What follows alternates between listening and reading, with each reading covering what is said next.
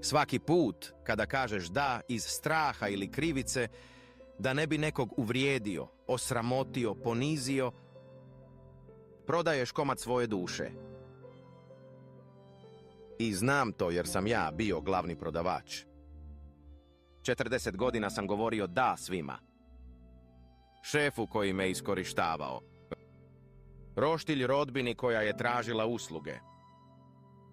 Prijateljima koji su nestajali kada mi treba pomoć. Mislio sam da sam dobar čovjek. Bio sam samo glup. A znate šta naš narod kaže za dobrog? Dobar i budala mogu pod ruku. Onda se desilo nešto što me probudilo. Završio sam kod doktora od stresa. Doktor mi je rekao, ili ćeš naučiti reći ne, ili ću ja morati reći ne tvojoj porodici na sahrani.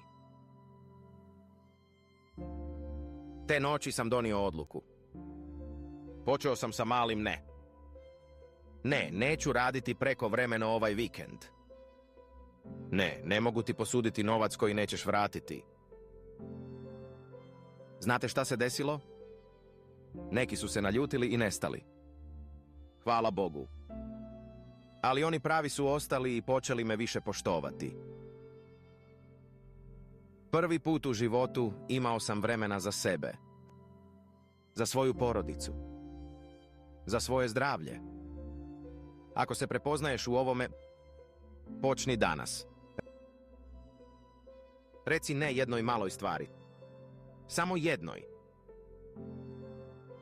I ostavite komentar ispod, ako ste kao i ja prečesto govorili da, koje vas je dovodilo do ivice, ali i dalje niste odstupali od principa.